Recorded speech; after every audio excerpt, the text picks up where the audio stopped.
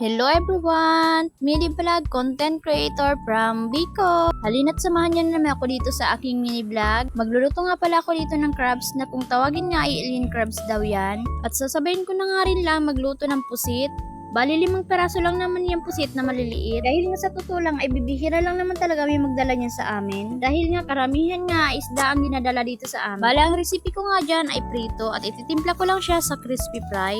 At habang naglilinis nga ako dyan ay shout out kay JP Fernandez Gukadin watching from Singapore. Salamat po ma'am. Salamat sa iyong pagtangkil sa aking mga videos. At ito na nga at luto na ang ating pritong pusit. Sa totoo nga lang ay nagluto talaga ako nito dahil ito nga yung gusto kong mangyari. Na kumain kami at magsalo-salo dito sa dahon ng saging. Pinagbigyan ko nga ang mga anak ko dahil ito ang gusto nila ang magbudol fight kami. Nagtimpla na nga rin lang ako yung juice para mas enjoy yung pagkain namin. Gumawa na nga din ako ng toyo at limon na aming sausawan. Ito na nga at binibidyo ko nga sila at sobrang saya nila. Ang sarap ng feeling na makikita mo nga ang iyong mga anak na sobrang tuwang-tuwa sa simpleng pagkain lamang. At syempre bilang ina ay gusto kong nakikita ko ang mga anak ko na masaya. Masaya kung anong meron sila at marunong makontento. Dahil sa hirap pa naman ng buhay ngayon ay di ka pwedeng aarte-arte.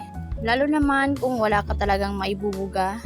Kaya thank you Lord dahil binigyan mo ako ng mga anak na malawak ang pag-intindi sa hirap ng buhay ngayon. At tama na nga yan at nagdadrama na nga ako, ano ba yan? Kaya hanggang dito na lang. Salamat sa inyong panunood. Pa-like and share. Bye-bye!